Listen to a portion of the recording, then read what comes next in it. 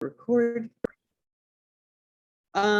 Chip, I'm going to make you a co-host in case I need you to do anything. Happy to help. And Charles, I'll make you a co-host so that you can, when it's your time, you can share. Okay. All good. So let's, let me, Jesse, are you there? Do you want to call the roll or do you want me to do it? Are you able to? Yeah, I can do it. I Great. can do it. Okay. And also, Jesse, you don't have to worry about the minutes because there's going to be a transcription and we can take it from there. Great. Okay. Roll. Adele Slaughter here. Lily Barasha. Absent. Alexander Black. Absent. Chris Trent. Here. Susan Schaubel. Here. Jesse Sanford. Here. Chip Meehan. Here. Melanie Winter. Here. Is Diana Nicole here yet? Don't see Abs- her. What? I don't Diana? see her. And You she's don't not see here. Okay, she must be on her way. Tony Knight. Here. Scott Mandel is here also. Okay. You all should have received the June minutes. Can we do a consent approval of the minutes? Everyone in favor? Yes? Any opposed? Any additions? No? Melanie, you're okay with it? Yes, yes. And Jesse, you're okay with it? So I need you to say yes. Yes, yes, yes. Okay, great, thank you. Mhm. Okay, great. I just lost my agenda. I should just print these things out, but I like to not use paper, so. Next on the agenda is any announcements from government representatives or guests? Do we have any guests that want to make an announcement? I don't think so. Just either raise your hand or speak up if you need to. And any public comment within the committee's jurisdiction on items not on the agenda.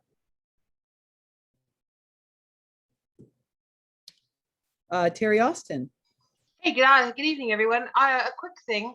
I thought it might be under your jurisdiction to perhaps mention at a meeting that Tree People has resumed the cleanup and maintenance of the Xavier Slovsky Greenway in the last several months. And I've attended a few of these morning sessions. They're every other Thursday at 8:30 in the morning.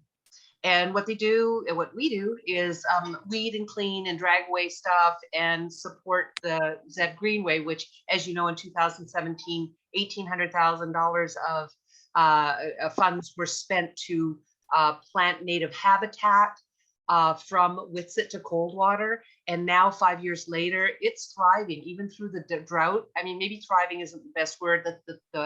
The plants that are doing well in this environment are doing well, and others have died. But anyway, there's usually 8 to 15 people, and the more people, the more they can get done, especially hand watering some of the plants. And it has been stated that we need a outside entity to come in and refurbish this. And I don't think we do. I think our neighborhood can do it. It was done before COVID, and I think it could be done again. I don't think enough people know about it. So this week's was canceled because of the upsurge in COVID, but it seems like it, a communication I had with the Tree People volunteer is that most likely it'll resume by in 2 weeks. So if you go on the Tree People website and click on volunteer, there's a calendar, and it doesn't say Zev river cleanup, it just says river cleanup. And so that was my comment. Thank you. Thank you. I do have a question for you on that. And Yes. if you can answer, I heard that a lot of the palm trees had seeded themselves in among the native plants there. There's And some. are they doing anything about taking those palm trees out? Because in the I'm going to talk about this later, but in one of the reports from Harvard Westlake, they said that the invasive palms were in there and they were going to take them out. I have seen, we haven't gotten to the part where there are a few little palm babies, but they're not big, so, and we're weeding other plants too. It's not just palms. There's lots of other plants. It's not just Mexican fan palms that hide in the bushes and then jump out and invade our environment. There's lots of other plants down there that are not the ones they want right there to take up space. And so, yeah, there's weeding going on. We haven't pulled out any palms yet, but we've done like truckloads of other plants that, and right off the top of my head, I am not a, what do you call it? I am not qualified to name all of the plants. I do know what brittle bush looks like now, though I've identified that. But there are, anyway, the nice thing about this is there's three people who come down and they give a whole nature talk while they're doing it about the salamanders and the different butterflies and the different plants. So it's really actually very, very enjoyable. It's a little bit of work. It's only 2.5 hours. But in answer to your question, I have seen a few small palms growing there, but we haven't taken those out yet because we're not at that spot yet. They're in a very localized spot. Terry, if you would send me the information and dates, we can. We have our own webpage now, and we can put up stuff, and we can start to put up little things like that, or bigger things too, and we can discuss that. But if you send me that information, I'll look into getting sort of like some kind of a bulletin board up on the website saying, here's some things you could do, sustainable actions, or what, I don't know. I'll figure something out. Sure, I will, Del. Thanks. Just for the record, I'd like to note that Alexander Black has shown up to the meeting, and I think he's on a phone, and he's 9,000 feet. What do you say? 9,000 feet up in the mountains of Colorado, so he may not be able to speak. I but he can, probably listen. I can. It's working okay. Yes, I'm up here in Colorado, but I'm definitely here listening and able to speak. Yep. Okay. Chip, you had your hand up. Would you like to make a comment? Yeah, I'm glad that Terry brought that up because I didn't realize that the ZEV program was back up. I did that 2 years ago and last summer. I think they've been doing it for a couple of years. And at the time, I was given the task to start on the Whitsett side and take out palms. So I spent probably 6 weeks in a row, both years, doing nothing but taking out palms. And then after that, we had after the palms came out, I think the order of priority was, I think there's wild tobacco and tree of heaven, I think are the other species that they want to get under control so that they don't take over the whole area. And each of those 3 species need a different technique to get them out. And once they get big, it's not easy. Thank you. Any other public comment on any other agenda items that anyone would like to talk about in terms of sustainability? Okay. We were talking last time about our committee mission statement and purpose.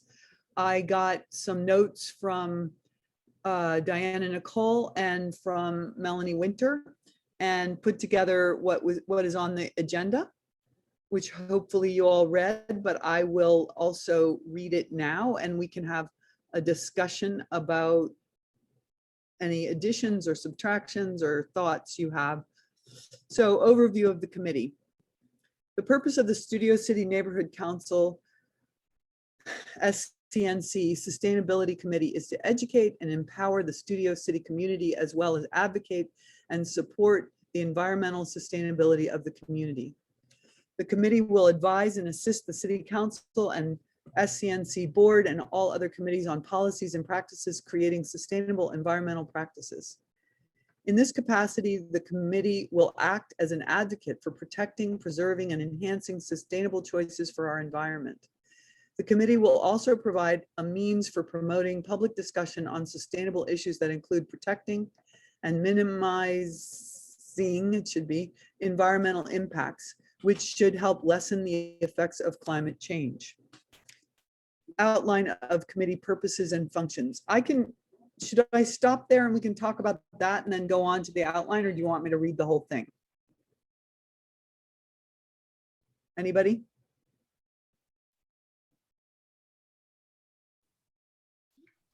Would it be easier to do it bite size, you think? Maybe. That's why I was asking. Yeah, I think that's a good thought. Okay. So you should have that on your agenda, and I'm changing that from, should be minimizing and protecting. So, any thoughts or comments? Suggestions? Deletions?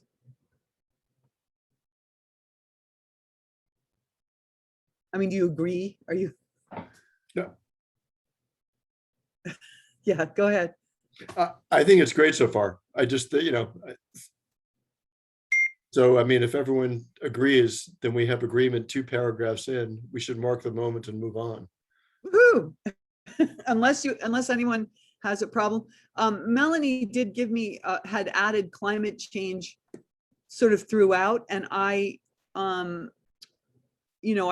of did a little bit of investigation, and if we, the difference, the thought being, and I just sort of am saying this to you, Melanie, if you are acting responsibly in doing sustainable, environmental sustainable activities, that will affect climate change.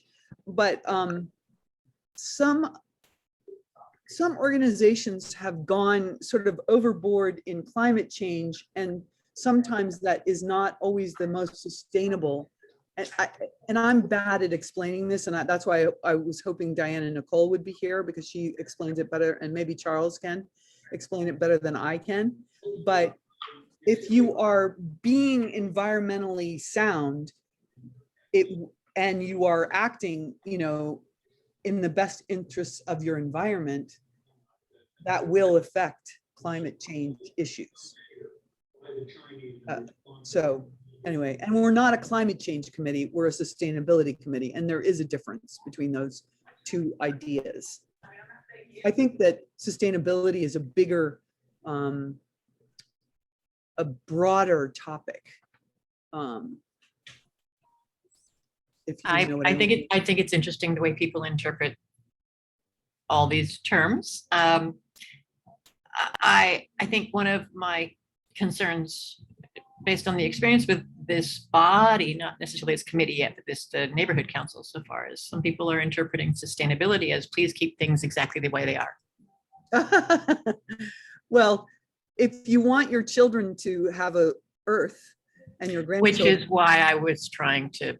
Right, no, and I understood what you were doing, but I feel sometimes, like, for example, I mean, there's a great article in Vox, or I think, about what's happened to a lot of the environmental groups, is that they've put their focus on climate change, and they've sort of lost the plot of the bigger issues of sustainability, and because what you sent me was more about the bigger issues, really, like, what are we doing on this earth that will allow the people 100 years from now to still be here, and that's, to me, that's sustainability is a sort of a bigger, a broader term, I think.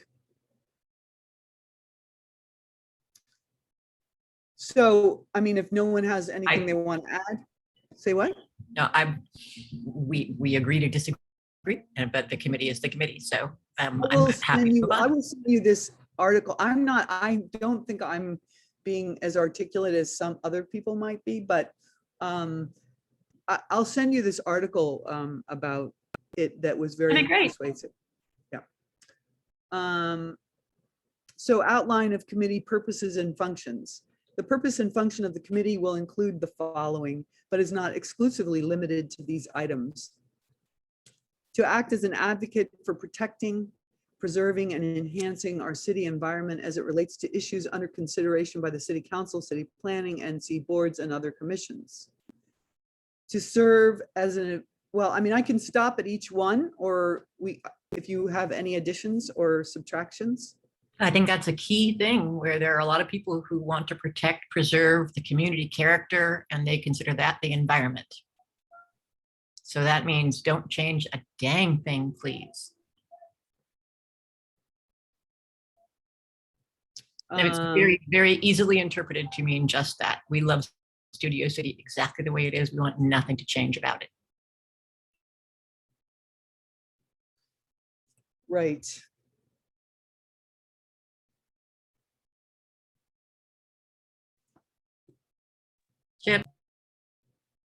Chip? Yeah, I mean, but Melanie, I absolutely hear what you're saying. And having read through this, I like the balance that Adele has in terms of what's immediately actionable for the residents of Studio City and the other stakeholders that are here. What could I do? Terry's point about go down to the Greenway next Thursday. I think that there's some real community action steps that are here at the same time that it does take the bigger issues writ large that make all the difference and gives the umbrella to do that as well.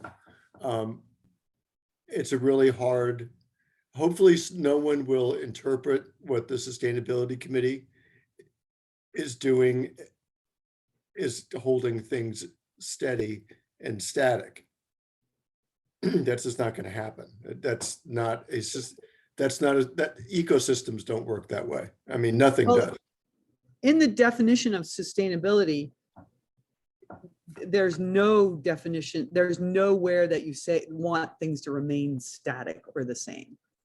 You know, for example, what we're going to hear about later is how much we need to have native plant species, you know, and what does that mean? And how, you know, and that's like a change in the way we've been planting in the city.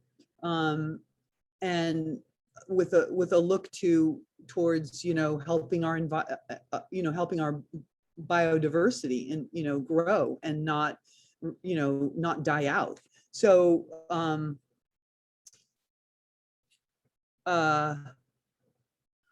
and yet you do have to protect what is there, like those black walnuts or the, you know, there's certain things that need protecting and preserving.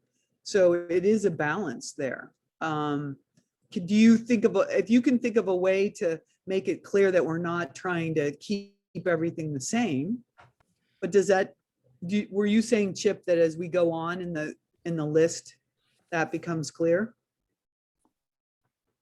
Yeah, I think that you actually do lead to a course of action and education and engagement with the community that will let them do small things that feed the big things. I mean, I think it comes down to, I'm sorry for interrupting, well, like, what's the scope of the committee? Is the committee to, I mean, it's not, you're right, it's not the climate change committee, it is the sustainability committee. How do we get everyone to think about how can I be an environmentally responsible citizen with every act I take? Do I pick up the piece of plastic? Do I not buy the plastic in the first place? Why is that important? Do I plant native plants? What kind of plant is that? Is that a bird? Is that bird? You know, all of these things are all woven together. There's no, but it needs to start with one step. And my feeling is the committee should have a more local action focus than taking a look at literally global issues, because I think that there are other groups that are better funded that can handle that. And I think we should focus on Studio City. And at the same time, with the website, lead our citizenry to the other resources and organizations that will expand their horizons on this issue. So I like what you did. Thank you. Tony? Yeah, I was wondering if maybe the hangup was the wording, city environment, on that first bullet, if that was clear enough in terms of like, as opposed to keeping everything the same, in terms of like buildings and the streets and everything as a city environment. I just wondered maybe if you said urban ecosystem, if that would be more what we're talking about here, where we're really talking about, more places for animal habitats, native plants, those kinds of things. I like to call it an urban ecosystem, which are really great. I mean, there's lots of research about that today, and we're really helping in many ways because we live closer together, can do a lot of good things for the environment as opposed to living out in wild areas. So I don't know. I mean, that if that was a concern, that might be one way of dealing with it. Otherwise, I'm fine with all of it. I like urban ecosystem very much. I like that. Very good. Thank you, Tony. Melanie? I hear what Chip is saying. Sure, we want to focus on what we can do here. I think when you start saying what we can do here in Studio City, you forget what we're supposed to be doing as a neighborhood council. Because we are supposed to be advising on policies that the city is undertaking. Those policies can have a huge impact. Los Angeles is a massive city with a huge carbon footprint. And we are supposed to be advising on those issues. So I feel like there's just a fear of saying climate change anywhere because there's a fear that somebody will say it's not real. And I don't understand that. Yes, these two things are related. But when we dance around a lot, there's a lot of words that are open to interpretation. Sustain what? What do you mean by environment? Are we just going to educate? I mean, the committee is here to respond to and advise on actions the city is or is not taking that impact our urban ecosystems, our habitat and biodiversity, our air quality, the temperatures in Los Angeles, our water supply, our transportation systems, all of this. These things all are interrelated, and all how we deal with them deals with whether or not humans will be living on this land here as we are today in 100 years. So that's climate change. That's all. And I won't, I've sent you what my recommendations were. So I've said what I've had to say, and I'm done. So I'll just approve whatever the committee wants.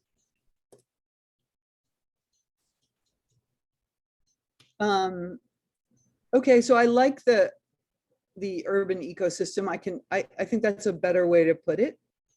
And then I think that first one does talk about the bigger issues than just Studio City. And while, I think both things are true. I think what Chip's saying is that, we know that change happens when each individual person makes a change. And that's, and that's all we can do is just start where we are and move forward. But so the second one is to serve as in an advisory role to the city council and all boards and commissions on environmental sustainability policy issues. The committee may recommend new ordinances, amendments to existing ordinances, and other actions it deems appropriate. The committee may also recommend expenditures in connection with proposed programs.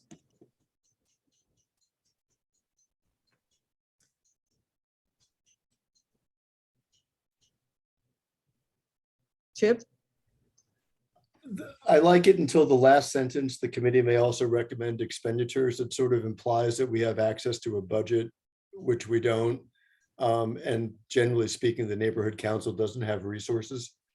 So I would prefer to take that last sentence out and then leave the rest of it as is. Aren't we able to, though? I mean, aren't some of the council files about money? It is, I mean, yes. But from my way of thinking, the way this is expressed sounds like it is our pocketbook and our decision to spend it. And I don't think you need to actually bring up, since the advisory role to sustainability issues, ordinances, amendments to existing ordinance and other actions, to me implies revenue when that's there. I just think it sounds like we have a piggy bank.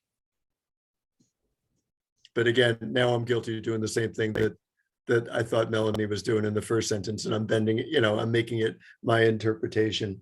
So if everyone else is fine with that, but that just stuck out to me.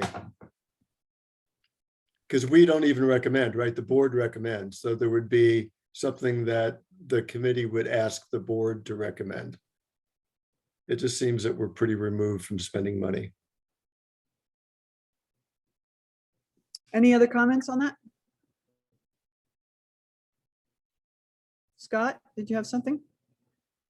Sure, twist my arm. I hear Chip's point, and while we can support council files that allocate revenue, this sounds like, as Chip said, we have money.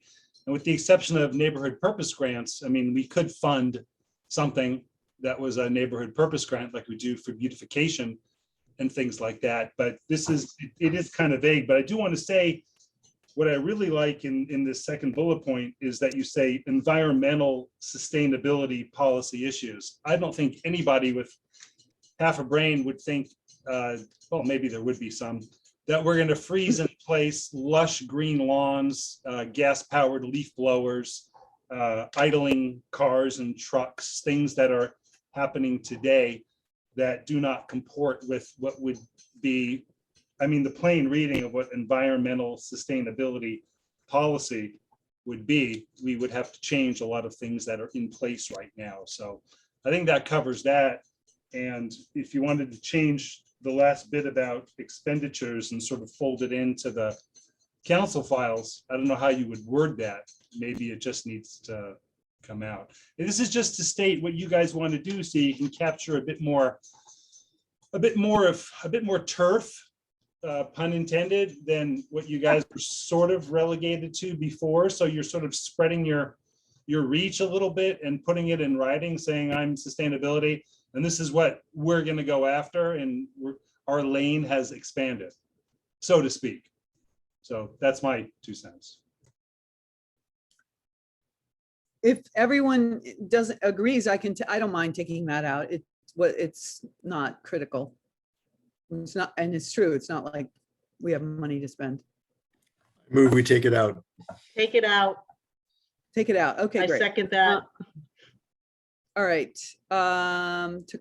Gone. So that was 2. To provide, so this is 3, to provide a means for promoting discussion and education on issues related to the environment. I move that we add end climate change. And climate change. I was going to suggest on I'll that. just say this. I mean, I think when we talk about the environment and environment sustainability, climate change is built in. So it seems a little wonky to me to pull that out, because then you start wanting, well, let's pull out this and let's pull out biodiversity and let's, you know what I mean? So I think it's built in when we talk about the environment, that global warming is part of that. Well, isn't that when you say and issues related to the environment, there's like, what are the issues related to the environment right now? Biodiversity, plastic, climate change, you can just go down the list. There's Cars. Right, Pollution, traffic, right. all these things. So that's You're not going to add all of those things, Absolutely not. But there just does seem to be a disconnect on this particular neighborhood council and a real unwillingness to accept, move on, deal with the interrelatedness of it is all. And it is, I just disagree that, hey, when you say the environment, of course you mean climate change. Just not in this neighborhood. Tony, did you have something to say?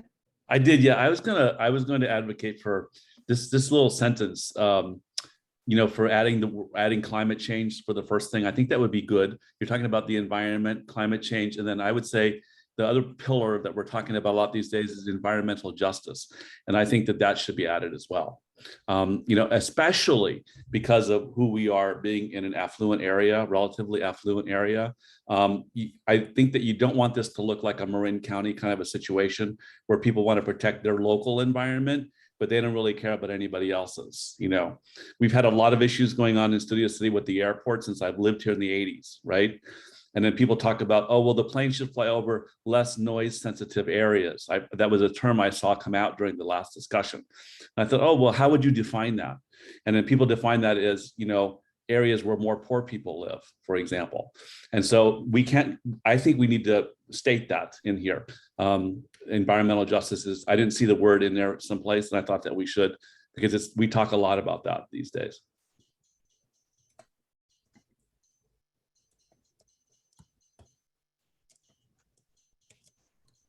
Other comments? Scott has his hand up. Sorry, Scott. Go ahead. Just don't forget to work in at some point, public comment from people not on the committee on this agenda item. I don't know if you're going to go through it all and then go to public comment, or do it sort of item by item as you discuss, since that's how you seem to be doing it, and maybe let the public chime in on some of these things as well. Thanks. Okay, thanks. Diana, Nicole? Diana, Yeah, were you? I'm getting really uncomfortable that we're starting to identify different items. And that's exactly was my point, not to put climate change in there. This is all, the idea is this for it to be broad strokes and not to start getting into specifics. And we may add other things down the road, but it all falls under this big umbrella. And I think it's really important that we keep it that way and not start picking and choosing, you know, different elements.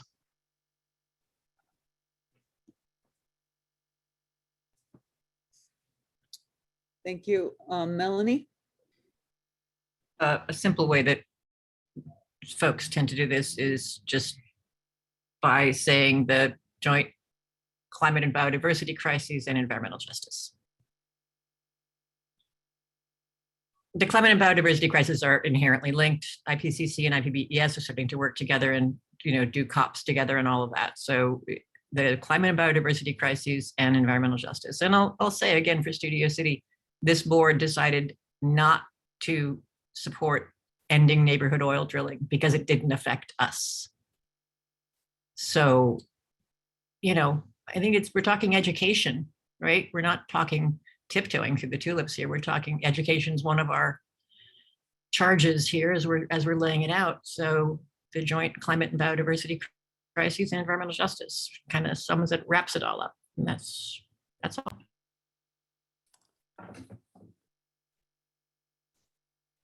I'm sorry, I'm having trouble understanding what you're saying. Joint what? The joint, like these are the climate and biodiversity crises. You don't have to say joint if you don't want to, but the climate and biodiversity crises and environmental justice. CRISES, crises.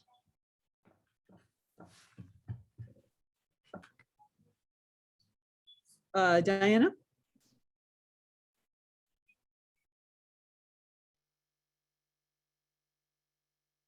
You're muted, Diana. You're still muted. Diana, you're muted. I feel like this is taking a long time, and I was wondering how long you're planning on working on this, because we haven't taken public comment and we have a guest here that has a rather long presentation. So, and I'm starting to get uncomfortable with some things. So this is now turning into what I think might be a bigger conversation. Do you want to move that we postpone until next time? Yes. I'll second that. Do I have a second? Is there a discussion on that?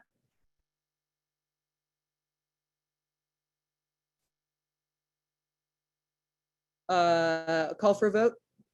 All in favor of tabling to the next time? Aye. Any, Alexander? I'm in favor. Yes, yes, I'm in favor, yes. Jess is in favor, Chris, everyone's in favor. Okay, tabled. I do feel that we should have public comment because Scott made that point. Is there anybody from the public that would like to make comments on the discussion we've had so far? If you're not raising your hand or unmuting, then I'm assuming no. Okay. Okay.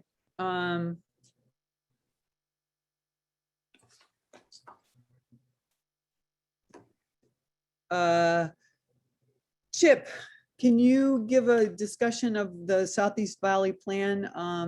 I did send the slide out, just a very brief summary of what we found out. You're muted though, Chip. Nice move deflecting that to me. I was looking forward earlier this week to seeing what you were going to say about that. And then I saw my name on it. So good for you. Last week, Adele had sent around to a pretty broad distribution some meeting notices sent out by LA Planning that were talking about inviting people from the community to come and talk about some changes they're thinking of making to the Ventura Cahuenga community plan. In looking at it really quickly, it was kind of alarming. I ended up going over to Adele's house and joined her meeting with planning, and was really impressed with the folks from planning. They were very articulate. They were very helpful. They were eager to talk to us. The conversation strayed in a couple different directions, and I found it to be really interesting. I think we need Scott to get a council point of view on this substantial rethink of not just the community plan, but also the Ventura Corridor Plan. If you look at the plan, and you can see why they're asking to do this, but they are projecting increases in height allowances along all the way along Ventura, from Sepulveda to Lankershim and past Lankershim to Cahuenga, where it's 3 to 5 stories through most of downtown, what we would call downtown Studio City.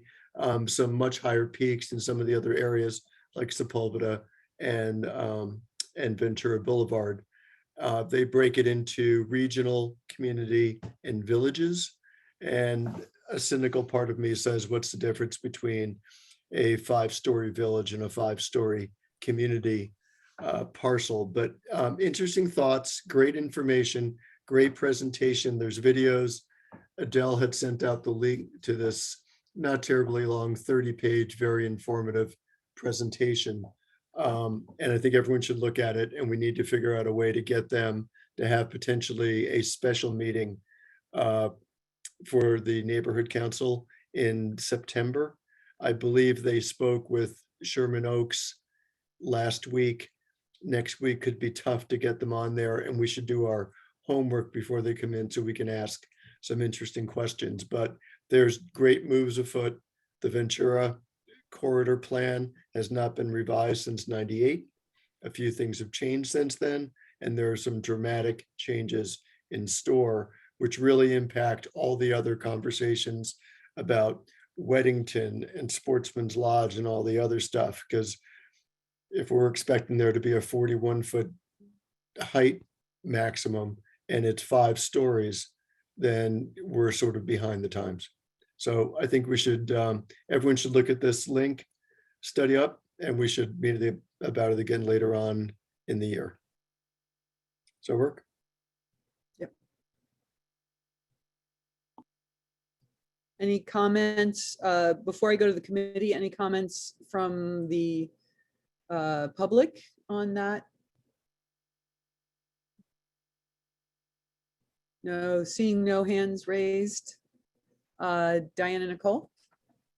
Hey there, yeah, just really briefly, we're talking up to 7 stories as part of their plan, and I did also have a discussion with Isaiah, the planner, Yes, they're very friendly and warm because that's what they're trained to do, and to pretend to be our friends. But I had a very different discussion with them, very frank discussion with him. But one thing I did confirm that I think is really important for everyone to understand, that changing the specific plan on the Ventura corridor to high density plan, where we actually don't have the transportation that they do like in Van Nuys, is something to consider. But the thing that really concerns me is that means that they can build 7-story tall buildings or 5-story or whatever it is within a half a mile of Ventura.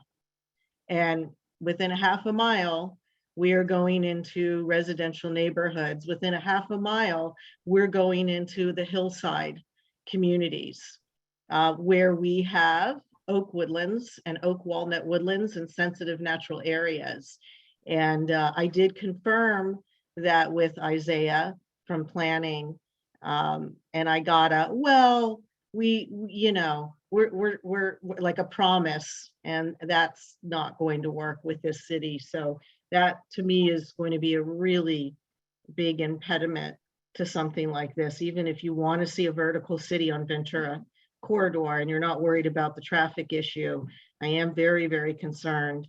We already about going in and clear cutting our woodlands, and we do have woodlands. For example, we have a woodland right behind on Sunswept on the south side of Ventura, that I've actually had a biologist go look at it, and he confirmed that it is a sensitive natural community. He confirmed that it actually is, wildlife is using it as a corridor to get to another area. So it's a source of connectivity, in addition to using it, the woodland itself. So that's very disturbing. That's all I want to say about that.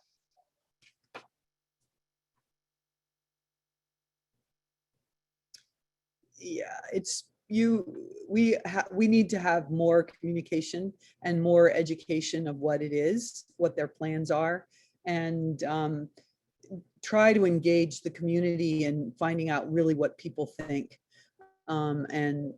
because it's significant. It will be a significant change to our studio city. And I also want to recognize Joanne D'Antonio, our CFAC representative, at least for CD2, is the one that tipped us off to this. I don't know how else we would have known about it, and I'm very grateful that she had us in mind. yeah. Okay, any other discussion about that? I mean, I would like to, can I make a motion that, Chip, that we set up a meeting for the whole board? Can we do that? Just set up a meeting with, How do we do that? Do we actually send a motion to the board that the board schedules that onto an agenda? no, how do we do it? How do we handle that? Charles, go ahead. You're next anyway, so. you Having can start. navigated a lot of neighborhood council stuff, no, as a chair, you can set the agenda. You don't need to consult anybody. You can schedule meetings, schedule presentations, anything you want to do. Oh, with the whole board? Yes. Well, Oh, okay. you consult with the secretary, but if you want your presentation to be part of the agenda for the main general assembly, then you request that be No, allowed.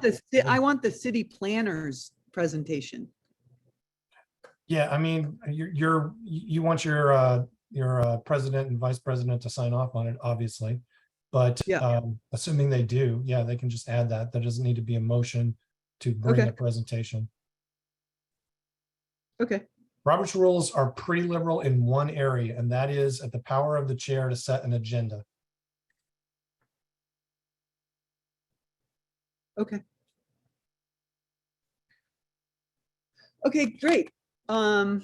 Any other public comment? Any other comment? I don't want to cut anybody off. If not, we're going to have a presentation by Charles Miller. I would like to welcome you to our Sustainability Committee, Thank you. and I'm looking forward to hearing your Thank you, presentation. Adele. Appreciate it. And thanks, Diana, for forming the connection here for everybody. You know, I have to start by saying, as I'll start setting up my share screen here. Get that going. You guys should now see the first page. Are we good? Yep. I Okay. see it. I want to start by saying, you know, I've spent my summer going around to neighborhood councils, to green committees, sustainability committees. You know, they all have slightly different names, but it's all kind of the same idea. And, you know, talking about native plant advocacy to try to get the neighborhood councils to prove that there is a stakeholder basis in support for native landscaping. And we've been very successful in doing that. But I have to say, coming to you guys already, you started talking about native plant restoration at the beginning of your meeting. I mean, some of these places I've gone to, the first question they asked me is, does that mean you want to put cactus in the city? What does that mean? So I mean, you guys are clearly very savvy on this, and there's clearly some information. So while I'm going through stuff, I'm going to try to, you know, be precise and surgical in what I'm talking about, but I apologize if a lot of you already know this information, because some of you are clearly savvy about native plants. But if anybody has any questions or anything, we can do a Q&A at the end. I don't have the ability to follow any chat because you guys don't do that in the NC meetings. So we'll make it work out. But if I'm way off course in something, blurt in if you think that something really needs to be brought up at that moment. I'm pretty flexible in these things. And I want this to be something that you're getting something out of.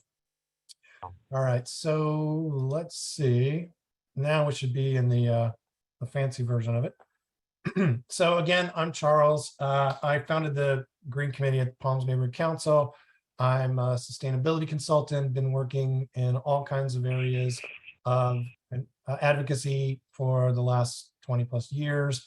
And I guess I dig plants. I nerd out on this stuff. So I'm going to talk to you guys about this stuff. I don't know everything by any means, but I have spent a lot of time dealing with this. And what I'm here to do is to try to get the neighborhood councils all on board with the idea that we need to change what we're doing as a city and as a community in terms of the plants we're putting in the ground. And here's the reasons why we need to do that. Native plants are really the low-hanging fruit of the sustainability movement, of the environmental movement. It's one thing where we can change something that we're doing right now, the new plants that we put into the ground, and we can address all of these issues here: biodiversity, water, energy, pollution, greenhouse gases, and even human health and happiness. I mean, it's one of the few ways that we have at our fingertips to really make an impact without any human suffering being required. Okay, this is kind of germane to your guys' conversation earlier, where we're talking about whether or not climate crisis is part of sustainability and such. As a sustainability person, climate crisis to me is a completely engulfed subset of sustainability. There are areas of sustainability that are not about climate, but climate crisis is one of the chief ones that could wipe us out as a species in the near future. And obviously, we're not sustainable if we're wiping ourselves out. We're at risk of losing half of all of our land-based species by the end of this century. That's mind-boggling. And we've heard about great extinction events in history.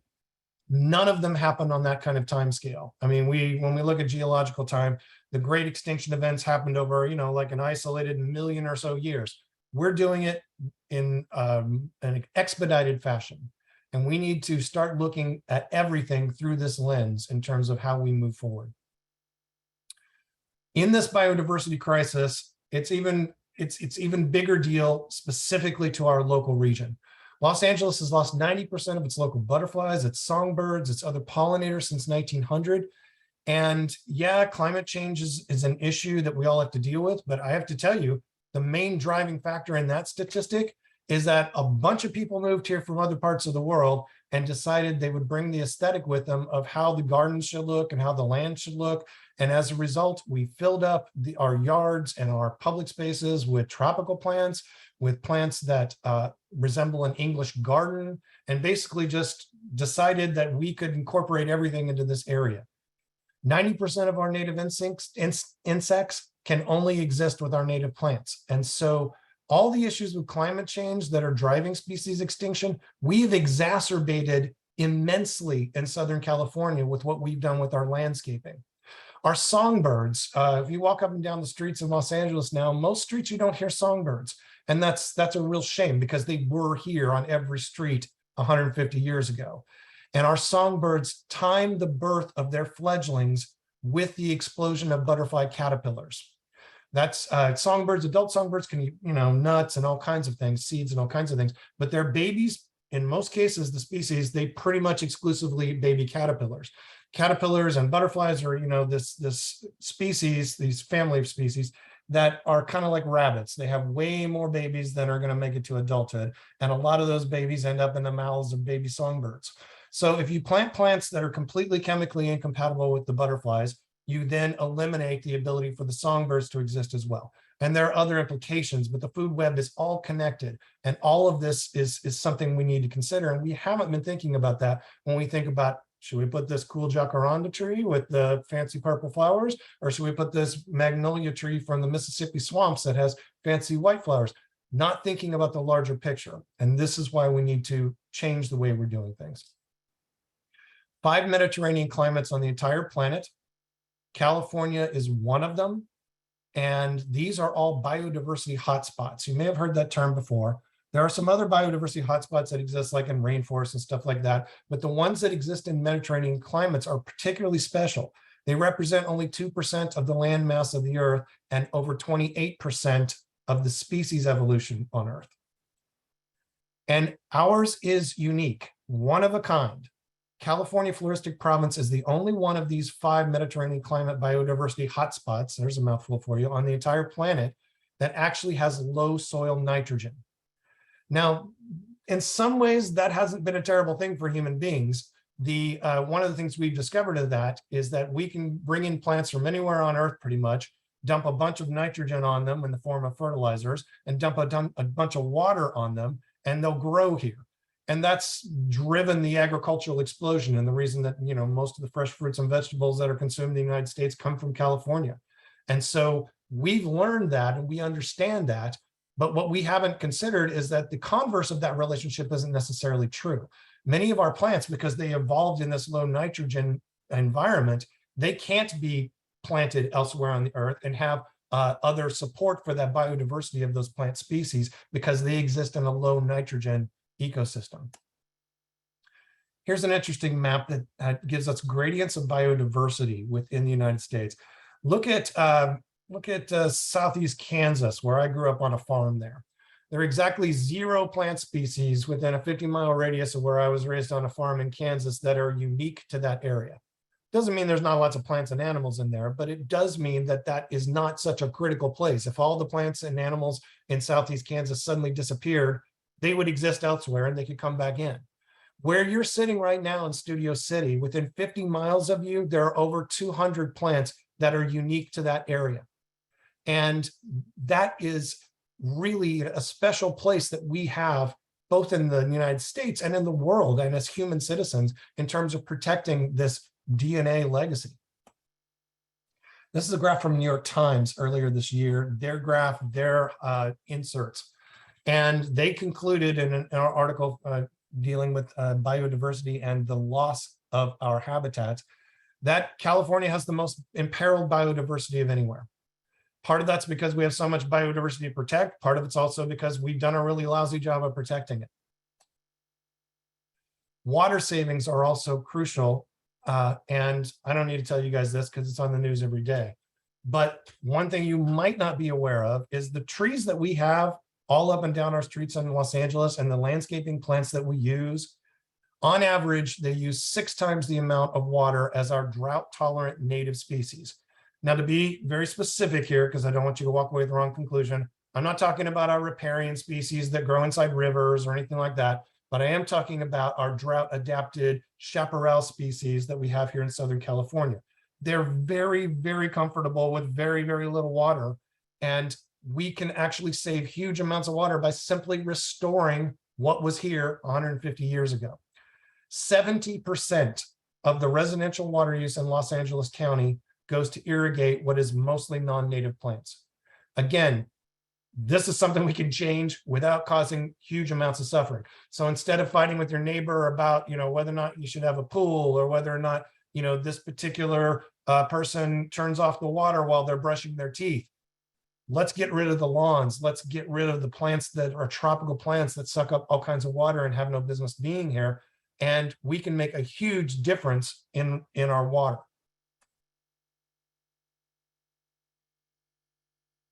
You guys knew this. You heard it on the news. We're in trouble on water, and this is something that can't wait.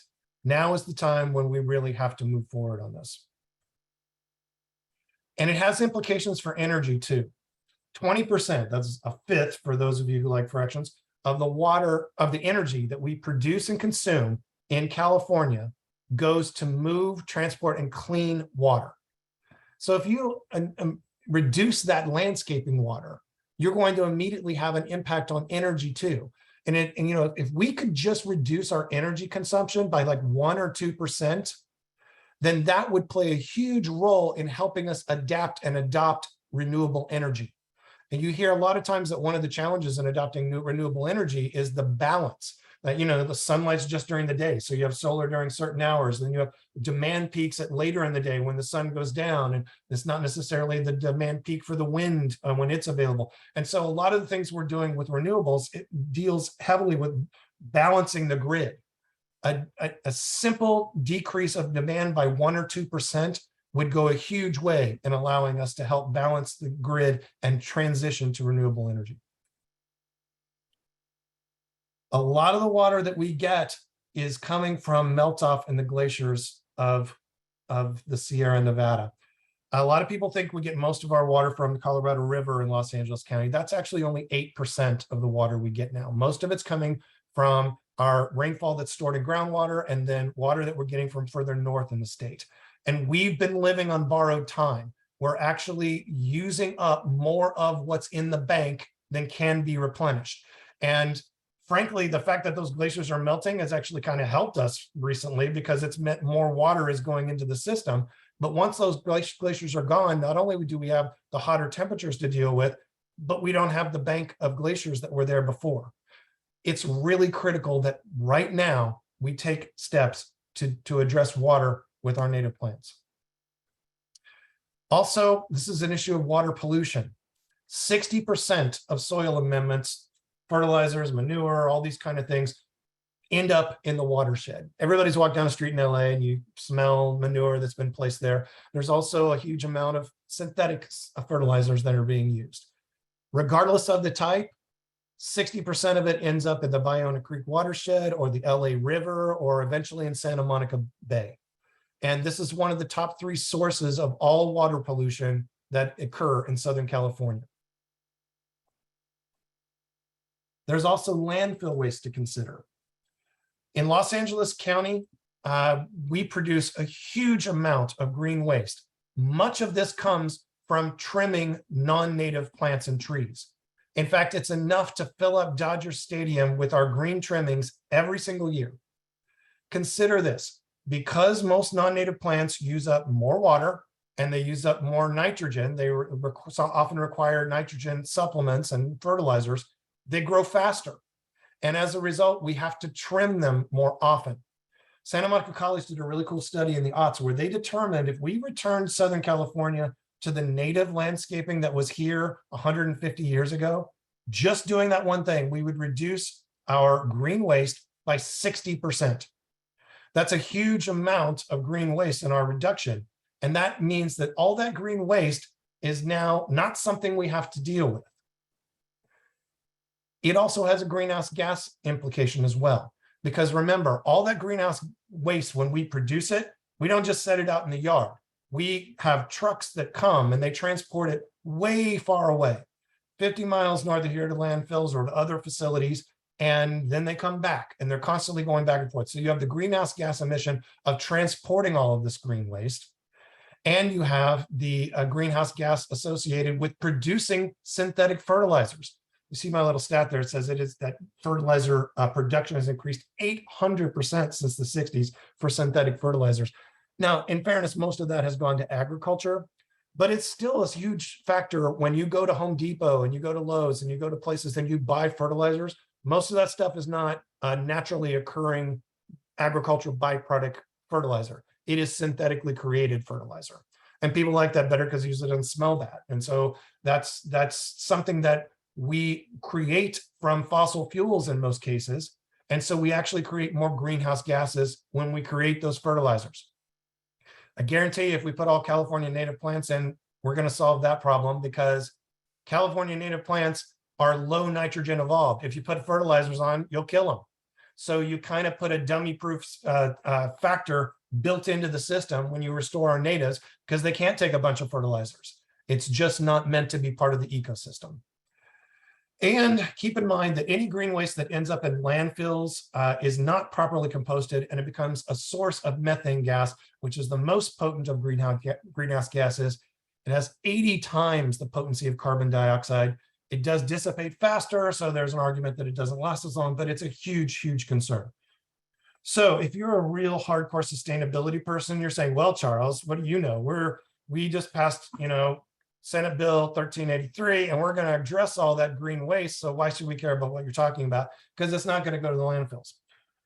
First of all, most of it's still going to the landfills right now, because the way that's come into effect right now in Los Angeles County, it's only being rolled out in single family homes. Most people in Los Angeles live in multifamily residential housing, and there's still a huge amount of green waste that's going to landfills.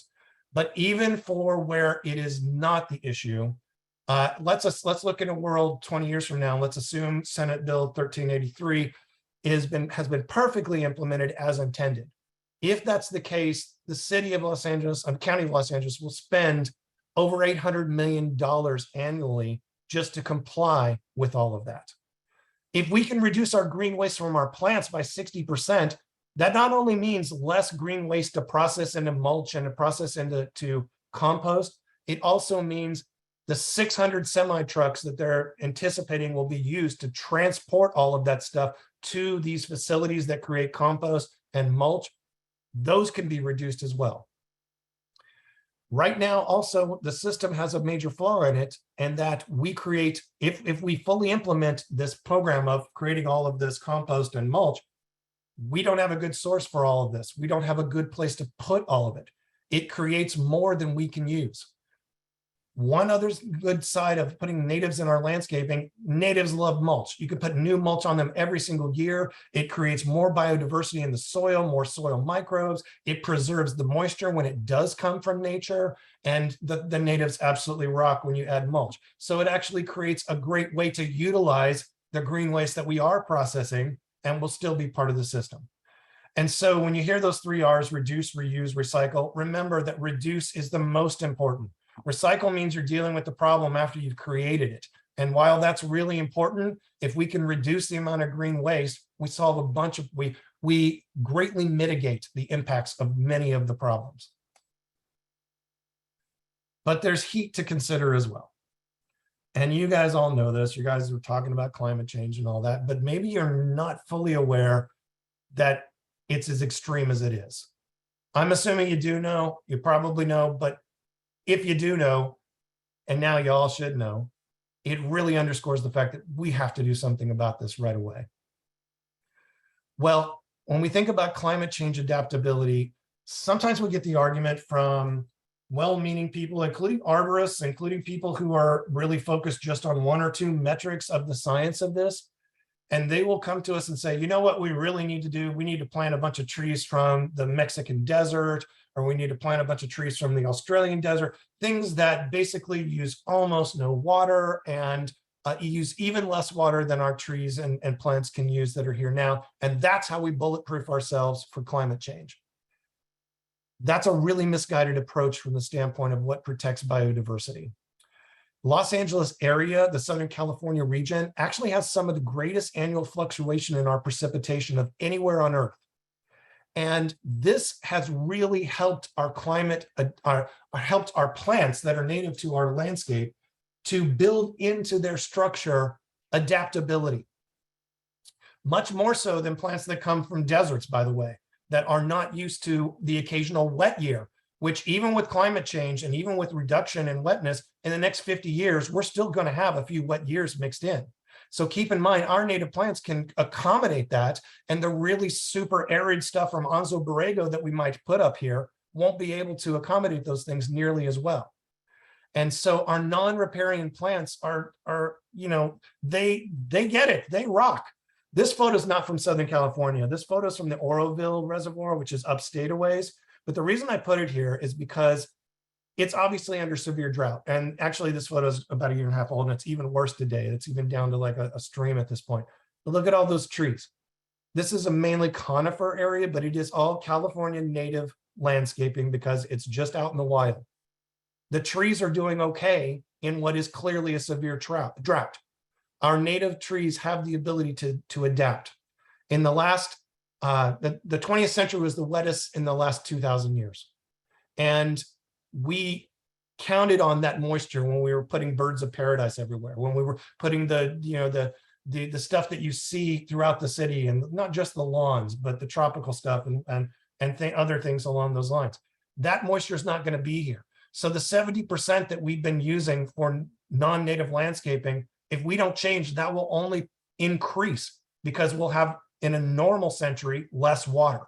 And the last 10 years or so have been much more representative of what's normal for California, even before you consider climate change, than the 20th century was in general. You know, we had a period, it talks about here on my graph, that once we had a drought that lasted 142 years, we got almost no water at all. And you know what's interesting about that is that every single native species of California plant that's alive today survived that, or it wouldn't be here. I mean, that's a built-in test that anything that you bring in from somewhere else is not going to have. Our native trees are the only climate-ready solutions.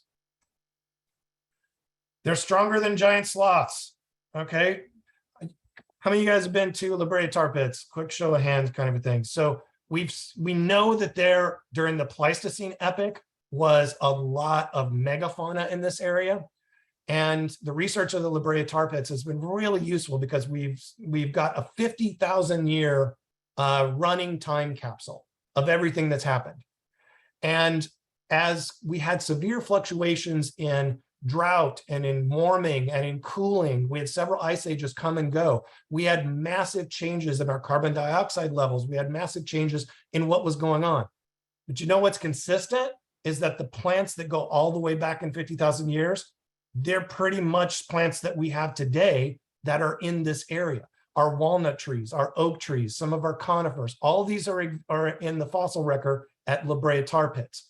And while the changes in climate were severe enough to wipe out a lot of the megafauna, most of the plant species managed to adapt and survive. And they also played a real key role in helping the smaller fauna adapt as well, because they're part of that ecosystem with it. And smaller species with a shorter lifespan obviously have a quicker turnaround in adaptability in terms of evolution. So those native plants are really critical to help our native species of fauna adapt to the climate change that's coming. I'm going to read this one aloud because I particularly feel it's important. Only human hubris would conclude that we know better than millions of years of evolution and should import plants from other regions to adapt to climate change. Let's talk really quickly about fires. As it gets hotter, we have more fire. That seems pretty, obvious, but it's an absolute truth. But, 50 years ago, the fire season in Los Angeles County was 3 months, and you can pretty much count on that. That's when we had to worry about fire. Now, because of human impacts of climate change, and because humans are out where there's a lot more of us, and we're out setting fires, sometimes intentionally, sometimes unintentionally, we have a fire season that's happening all year long. And that's happened in a very short time period. We're having fires that are all over the state. These are all things just from the last 1.5 years that I'm putting in here that have wiped out swaths of our native spaces. This is outside of our urban areas. And as we increase global warming, we also increase lightning strikes, which increases the number of fires that are actually caused by nature. And so more and more fires are occurring in our normal native landscaping that we've left and preserved. Places like Yosemite right now is undergoing a huge fire problem. So what does that mean for us? Two things. Number one is that our natives are our fire allies. A lot of the non-native trees that we planted are much more fire prone. Coast live oak in particular is sometimes used by fire departments to serve as a fire break. I'm not saying it won't burn in the right situations. What I'm saying is that many of our natives have adapted to fire over the centuries, over the millennia. And as a result, they can survive fire and they are more fire resistant than many of the non-natives that we've brought from other places. So that's another reason to consider natives, as especially for those of you who live in a place like Studio City, which bumps up to a lot of native habitat in that area south of Ventura. And it, you know, crosses into a real area of pristine forest that still kind of exists within our city. Also, if we remove non-natives like mustard and fennel, we actually allow them to fight the fires better. The invasive plants that have come in through human intervention can often serve as ladders because they're taller than the native chaparral landscape. And so the mustard catches on fire and that raises the fire up into the canopy of the oaks, which they wouldn't have to battle nearly as much if that wasn't the case. So natives top to bottom in the canopy are really a great way for us to be more fire prepared. But we also have to do our role to actually help biodiversity by creating an urban lifeboat within our cities. And yeah, this is a goofy, cheesy photo here. This is two photos that I took and jammed together in a clumsy Photoshop job for you here. One is an old style lifeboat, and you know the other one is anybody can identify that plant? Anybody? Raise hands. I don't know. It's hollyleaf redberry, a simply lovely native plant, and it's a case now where we live in a situation where, because we have manipulated nature to the point where we have gone from 3 months of fire season to 12 months of fire season, that we need to create a lifeboat for biodiversity within our urban forests. 150 years ago, when we started planting all this junk from the rest of the world, you know, it's probably fine that we had the Santa Monica Mountains, we had Yosemite, we had all these other places. They'll preserve nature. We don't have to worry about it so much. Well, now we're burning that stuff all year round through our own actions. And as a result, the native fauna, the native flora doesn't have as long to recover. And oftentimes it's not a matter of just flying a few miles over to something nearby that didn't burn, because the fires are always happening. So our native urban forests can play a really essential role in species preservation and in just basically maintaining biodiversity by preserving the DNA of our local species of plants and fauna. So, you know, we can't continue to think about what's out there and the city is somehow different. And that, you know, we need to provide pushback when we hear things from city officials like, you know, it's not appropriate to plant natives in the city. That's where the Santa Monica Mountains, we'll do that there, but we want more crepe myrtle in the city because that's, you know, that's what we're used to planting. There's also an element of civic pride and cultural identity. We've missed an opportunity. You know, I grew up in the Midwest watching bad episodes of reruns of Chips and things like that. So I thought Los Angeles meant palm trees and lots of freeways and, you know, stuff that I saw in terms of the plants had nothing to do with actually what is our wonderful geographical heritage. And, you know, I'm sure most of you guys in this committee are aware that there's not a single palm tree that is native to Los Angeles County. There's only one that's native to the state, and it's off in the desert area. It's one of those things that belongs off in the desert. And we have this rich culture tradition, dozens of native trees. We don't just have 2 or 3, like you might have heard from some people. We have dozens of native trees, thousands of native plants that are specifically endemic to Los Angeles County. And we have an opportunity to create a sense of civic pride about these wonderful things that should be part of our heritage and should be part of our identity. Instead of continuing what is, frankly, it's a form of cultural imperialism where a bunch of white dudes like me came in here 150 years ago and planted a bunch of stuff that looked like where they came from. And we need to fix that. And we need to recapture the wonderful opportunity that is in our native landscaping. It also contributes to our health and our happiness. You know, you see native plants and you see butterflies. You see native plants and you hear native songbirds. Both of these things are documented as lowering your blood pressure, including improving your psychological health. I mean, it's these wonderful abstracts that you don't see in a study of what's climate adapted. This is something that no non-native can provide. It's restoring the entire ecosystem. And also, you know, Adele mentioned that you guys are concerned about densification. As our city becomes more dense and we're actually adopting plans to increase vertical builds and increase the amount of people we cram into a square mile, it becomes all the more important that we have an urban forest that provides these kind of benefits to people, because we have more people jammed in there. And hearing songbirds, seeing butterflies, those are really important things that you're not going to get with non-native plants. This directly dovetails to our street trees. You know, 150 years ago, all we had was native trees for the streets that we had in Los Angeles. And the only exceptions to that I am aware of is like a few olive trees down by the Mission in Los Angeles, down by Olvera Street, you know, a few things like that. But pretty much everything was native as recently as 150 years ago. Today, we have 470 square miles that constitute the city of Los Angeles, and less than 3% of our street trees are native. And most of those are on the outskirts. Very few exist in the inner urban corridor. And every time, and unfortunately, the city of Los Angeles has not gotten this yet. They're still planting hundreds of non-native trees every single year, almost no natives. There's a lot of people like me out there advocating and fighting to get more natives, and that has had a small impact, but it's a very, very small percentage. And, you know, if we planted only California natives for the next 50 years, we'd still be way below 50% natives in this city. So it is important we preserve the canopy that's there because it has value. And I get that mature trees are important. But one of the cool things about our timeline here and this opportunity is that a lot of the trees we planted on city streets in Los Angeles were planted in the 1920s and the 1930s. And those are lifespanning out within the next 10 to 25 years. That creates a great opportunity for us to say, hey, let's change the policy and replace all this stuff with natives. There are native street tree options for every situation, despite the fact that you might get pushback and people telling you otherwise. I assure you there are options.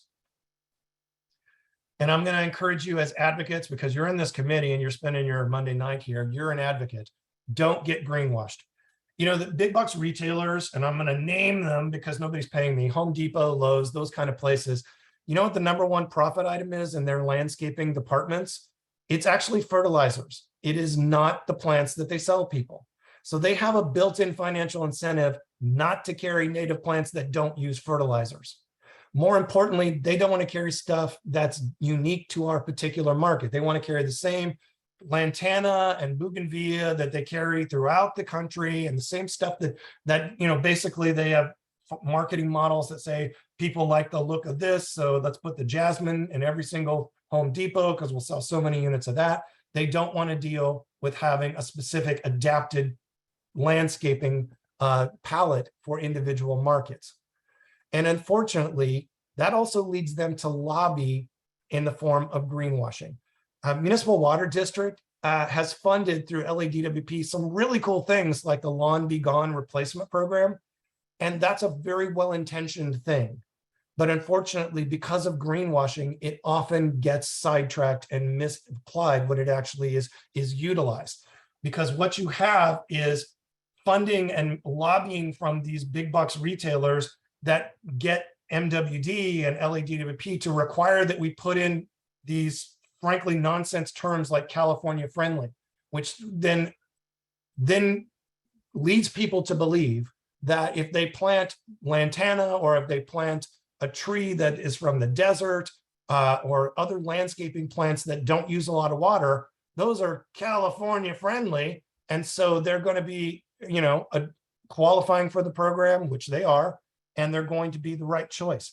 And unfortunately, I see this in just my area all the time. I see these lawn replacement programs where they come in and the companies that do them put in all the plants from Home Depot. Basically, there's not a single non-native plant in the entire mix. I encourage you to push back whenever you see the term California friendly. There is no plant that is friendly to California's ecosystem or to California's biodiversity that is not part of the evolved chemical ecosystem of our local habitat.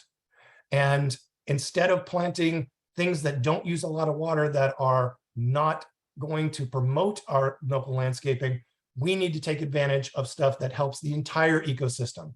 And we need to push back to LADWP and MWD and say, look, you guys are intending right here, but you need to care about more than the one metric that affects you. You need to care about what you're doing that impacts the entire sustainability of our region. Every plant you see in this photo is native. You guys know that because you're native hipsters from what I'm able to tell. So we're all good. I won't go into this too much, but we have lots and lots of beautiful native plants. It's not all just cactus. We have nearly 8,000 natives in California. Many of those are native to Southern California. Many of them are appropriate for landscaping. Many of them have been adopted into the horticulture trade. And there are opportunities to use many of those in your landscaping and public project landscapings and all kinds of cool, beautiful things that will increase property values if you use them because they look so cool. And then you can, sell the place as a pro-green place. So it doesn't have to all be, altruism. I'm going to give you a real quick example of Westwood Greenway, where I'm on the board of directors. This is a stretch of about 3 acres of land between Overland and Westwood in West LA. And this was something that there was supposed to be a street there initially. It's right along the E line, the Expo line, which has evolved into the E line. And there's been a train line there for 150 years. And for a long, long time, all that was used as a staging area for trains. I think in the late 1800s, they had some sheep actually on it. But mostly since then, it's been used as just a place to store train stuff. This little red spot is the spot I'm talking about, just to give you context. Here's what it looked like in 2009. The city, the county, everybody decided to put trains back in and to put the Expo line in. When we looked at it in 2009, we had something that had 150 years of all non-native landscaping. It's basically hard pack at this point. You take a man much stronger than I am to get a shovel into the ground. The soil is very, very dry. It's almost like concrete. Most of the trees you see here, you see a Mexican fan palm, you see tree of heaven, you see, which is a Chinese tree, you see Chinese golden flame tree. All this stuff is just invasive stuff that is bled over from people's backyards over the years and has filled in the space to some extent, or most of it's left open. In 2020, we basically tore that stuff out and put in native landscaping. This is 2020 at the beginning of the pandemic that we installed native landscaping on this stretch of 3 acres between Overland and Westwood. All of these photos are from this year. So all of this habitat, all of this interaction it was in a place that just 2 years ago was nearly sterile. And so as advocates, your work really can have impact in a very short time. You guys were talking about the Slovsky, it's Yaroslavsky project, the Greenway that's near you guys. It's been the same thing there.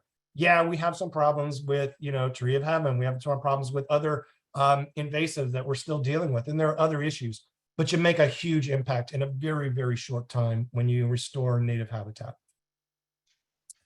Here's a look of it not too long ago, and I want to invite all of you guys to a tour I'm doing on Saturday, August 6th at 3 p.m. Do a screenshot if you need the address. We'll meet at the Westwood Gate. I don't expect any of you to go, but I want to make it open to you. And I talk about natives and nerd out on all the plants so you can individually find out about the plants we used and why, the problems of what we did, the things that worked really well, the things that didn't work quite as well. This tour is going to mainly be for alumni of the UCLA Sustainability Program, of which I'm one. But I'm inviting anybody else who's a sustainability advocate because we're not really going to be talking UCLA stuff. And please come if you're interested. It's free. I'll probably yammer on for about an hour and you get to walk through the whole thing and see everything we're doing. You don't need to RSVP, just show up if you're interested. Please don't bring dogs or anything like that because they don't really work for this tour. If you have kids and stuff like that and you're interested, we also do kid tours. So reach out to me because they'll be bored stiff on this tour and I'll connect you to the lady who's much more patient than I am who does the kid tours. You can be part of the solution by being part of a neighborhood council. Hey, you guys already did that and you guys are already part of it. So there's all kinds of cool things you can do. You guys know this. And here's my policy ask. My policy, and I sent the language of this to Adele, so you don't need to know it for any particular reason. But why I'm going around to all these neighborhood councils is that we live in Los Angeles and we think of ourselves as a fairly progressive community, but our city is still planting all native, non-native landscaping whenever possible. And they continue to do this throughout the city. And we're missing a wonderful, important mechanism in the fight for sustainability and ways to address climate change. And so what this says is, hey, city, county, everybody else, plant natives unless you're doing like a baseball field or you're planting food for people. And, you know, we need to do this. It's time to do this. Natives can do the job. And I'm asking you guys to pass a motion to this effect and then send it to your General Assembly. I'd be happy to come for more meetings if that will help. So far, 7 neighborhood councils I've taken this to, all 7 have passed it. I'm in the process with several others. I'm hoping you guys can be part of that. And that's the scoop, dudes. So let me take you out of my fancy pants sharing. And did that come out? Yeah, I think it did. You're good. You're good. All right, so thank you for your patience. I know that's a long presentation. I gave you the full meal deal though. And if you guys have questions, comments, disagreements, you know, let me know. Yeah, I'd like to take questions now. Let's start from the public first, then we'll go to committee. So Terry Austin. Thanks, Adele. My question, Charles, is that about non-native species. When you have a situation where you have pretty healthy growth in an area, is it always best to take out any and all non-native plants? Because it seems to me that if you've got a blue gum eucalyptus, it's 80 feet tall and providing tree canopy, and it's not a native species, but it's, you know, deep in the watershed. Like we have a lot of those close to the LA River. Again, I'm referring to the Zev area. And my God, when you walk through them and you smell the eucalyptus, and I understand they repel some kinds of mosquitoes or something, but even if that's not the case, the watershed of the river is so water rich. And I did a historical nomination on a portion of that. And so I saw aerial photographs going back to the 30s when it was all meadow and farmland and there weren't a lot of actual trees. This isn't where citrus was planted close to the river like that. So these trees are only 25% through their lifespan. And because they're deep into the watershed, I would imagine they have a very good chance of surviving the droughts that we're dealing with now. So is it always a good idea to cut down all your native plants just for the, it seems sometimes there's a real hard line about it has to be native, has to be native. No, you're absolutely right, Terry. And I do not advocate for removing mature tree canopy, because mature tree canopy does form an important function in reducing the heat climate effect for the city, providing shade for human beings, and some limited habitat. Birds can use them for nesting and things like that. I would say, number one, a word of caution. I think the environmental benefits of eucalyptus have been greatly overstated compared to some of the natives. That's another issue that can get into a really long conversation. But what I would recommend is that you focus on anytime these mature species exist in a canopy, don't let them spread. If there's non-native trees that are seeding, I'd rather see a sapling of a native tree in that area and provide new plants to be exclusively native. So we work on a filtering system that 100 years from now will have all native canopy again. And the riparian landscape is a real precious one, but I would much rather see our native creek dogwood, which you don't see, most Californians aren't aware of, which is a native riparian plant. We have like 5 species of really cool willow trees that all can function really well in riparian, that are riparian trees. There are other options, and I don't want to go too far into the weeds. Haha, there's my pun. In terms of giving you examples, but yeah, I'm not going to advocate for removing mature tree canopy. I might fight a little less hard to preserve a non-native tree in a developer situation personally, but my personal take on it and the take of our movement and everything we've advocated is let's just plant the right stuff. And that takes care of the problem, you know, not necessarily on a 5-year time scale, but on a larger time scale. We created this problem and it took 150 years to create. If we start planting only natives today universally, then we will solve the problem in the next 150 years. That's what I was hoping that you would say, that going forward when we're planting, we always want to plant the native species. But again, that particular stretch there, they do have a lot of Mexican fan palms, and there's cedars and there's eucalyptus and there's pines. And those are 80-foot, 90-foot trees that the Cooper hawks live in. And I always think of all biodiversity being a bunch of dominoes that line up with each other. And if you take away the Cooper hawks, and then there's the yellow, the California yellow bat lives in the palm trees, and they're an endangered species. So that's what I'm thinking. If that's already there and there's a colony of bats living there, then I don't see why take down those trees. But I absolutely am glad to hear you say that that's not a hard fast rule. So thank you very much. You're absolutely right. I mean, Cooper's hawks, I've seen them nest in mobile phone towers. I mean, they aren't that picky. But I mean, the point is mature tree canopy is important, and we don't want to lose that. We don't, want to make the perfect the enemy of the good. We basically just want to reverse what we've been doing. Brandon? Hi, wonderful presentation, Mr. Miller, appreciate it. Terry kind of touched on something that I was going to ask. I was reading an article today about the monarch butterfly, and I don't know how accurate that article was, but I'm sure it was.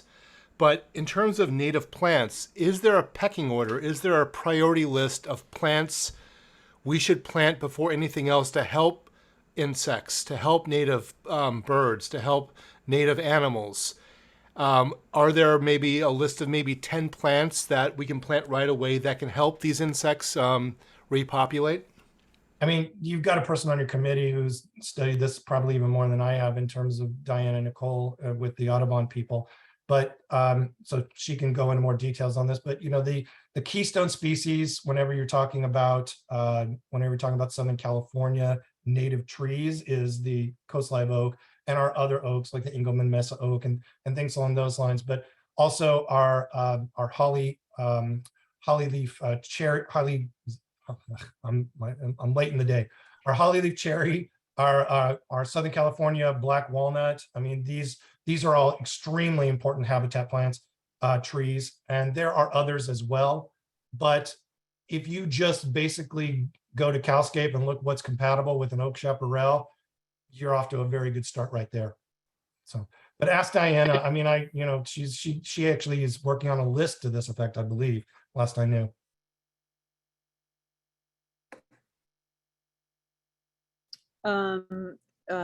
Susan? Great presentation. I like everything you had to say. I see this as a big education issue because I don't really think most people are that interested in the environment. They're interested in having a yard that they can showcase whatever they like. I'm kind of at a loss as to how we can convince people that this is the way to go. So I guess I would like to hear what we can do to make this happen. It's a good argument, and I'm in favor of a heavy hand from the government, honestly, in terms of regulation, which is also why I really push for the city to change its policy first, because I think if we start setting examples in public spaces, then somebody riding the train will say, oh my gosh, that ironwood tree is super cool. I want to get one of those on my yard. And you start creating good examples for people to want to incorporate into their own landscaping, personal landscaping, instead of the bad examples we have in so much of our public spaces now. But also a couple easy arguments that you can present if you're having a conversation with somebody is that having a low water use, environmentally friendly landscaping on personal private property that you're selling has a tangible value of a few percent usually in terms of real estate. Talk to a realtor. Most of them were educated, will tell you this. So there's a self-interest to doing that. It can be less maintenance and lower water bills if you do it the right way. And also, if they're saying, I just want a nice place for my kids, then you say, don't you want your kids to see songbirds and to see butterflies? I live in a multifamily residential condo building in the middle of a street, right in the heart of the middle of a street that has 3,000 people living on it. Our front yard, we converted completely from tropicals to 100% native landscaping, and it's the only one on the block. Everything else on the block, I'm working on my neighbors. Stick with me on that. But everything else on the block is either stuff that was converted to gravel through a Lawn Be Gone program, or lawns or tropical stuff. There are butterflies and native bees in my yard every single day, and they find it. And they have to come from a long ways away to find it because there's nothing else on the street that supports it. It's mind-boggling to me, in fact, that they find it. And if your friend wants to have their children growing up in a world where they only see crows, seagulls, pigeons, and a few European starling invasive species, then plant whatever you want. If you want to actually be able to hear songbirds, then we need to have native species. Well, the other issue I see is that, nurseries and, like you say, the big box retailers, they don't sell native plants, and they don't seem interested in it, I guess, because they're trying to do supply and demand. And how can we get, local nurseries to have more native plants? Because you basically have to go to Theodore Payne if you want a native plant.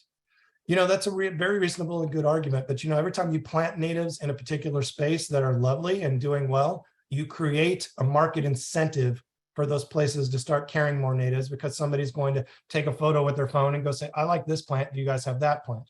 That's a slow process. One of the great solutions that I often tell people about is there are Anawalt lumbers throughout the city. It's a lumber chain. And I know there's one on Sepulveda near Wilshire, which is a little bit south of you guys, but there's also, I think there's one up in Studio City or in that area.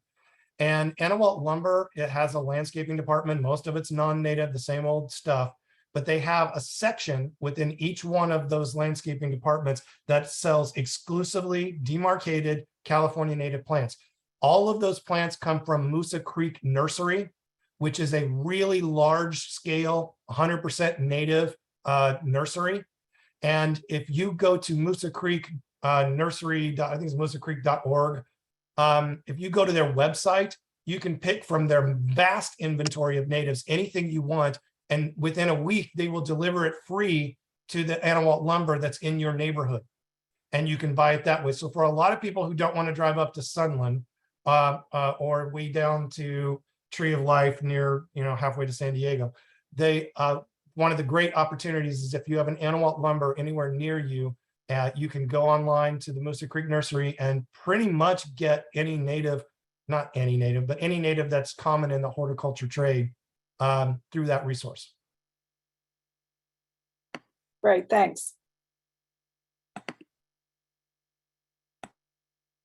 There's an Anawalt lumber on Burbank, sort of on the, where is that? Like towards Toluca Lake, towards that way in our area. I think it's Burbank and Vineland. Yeah. I'm going to call Lionel, but I also know that Chip and Diana had their hands up. So I don't know what's going on with the hands get lowered without you trying to do it. But Lionel, did you have a what? So they get tired of hearing me talk. I'm putting everybody to sleep at this point. Lionel, can you unmute yourself and ask your question?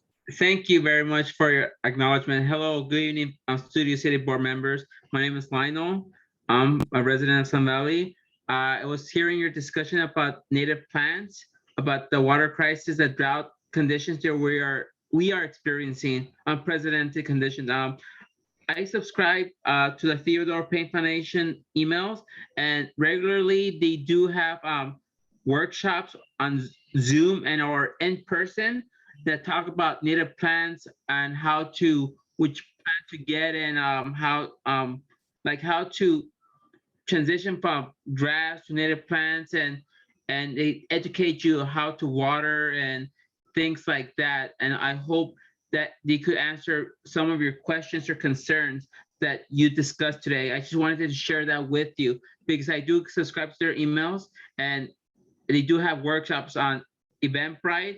Some are free, some are donation based, I think, and they do have classes in person and on Zoom, and they're based off in La Tuna Canyon, which is not far from Sun Valley, located in the Northeast San Fernando Valley. Theodore Payne Foundation. Thank you for your time. Appreciate it. Thanks, Lionel. Caller user number one. Calling user number one. Unmute yourself. I think you have to hit, oh, there you go. Hello, can you hear me? Yes. Hi, this is Ruth. I'm your unhoused neighbor. I really liked the presentation, and I wanted to say that my significant other was also in the meeting, and they're Indigenous, and I appreciate all the talk about like native plants.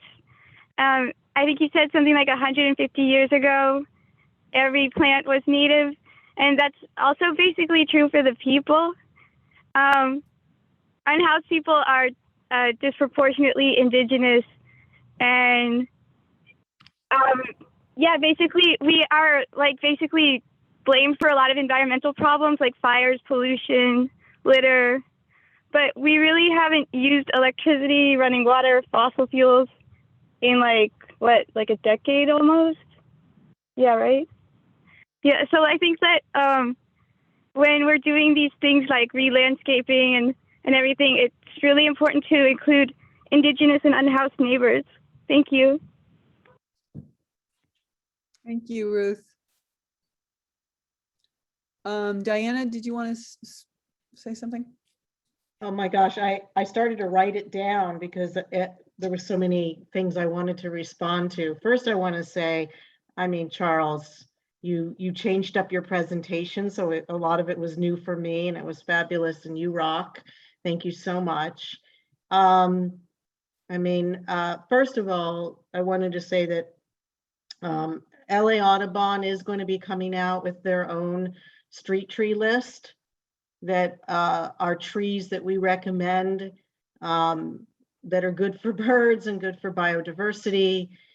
And we put a lot of effort in with several ecologists and experts, including folks from Theodore Payne, California Native Plant Society, to also pick native trees that they felt were appropriate for it's hard to be a street tree, let's face it, even with our tough natives, that we're good for an urban environment and the street trees. So hopefully that'll come up soon. I broke a few fingers, and else I would have had it this month for this presentation, and I'm sorry I don't.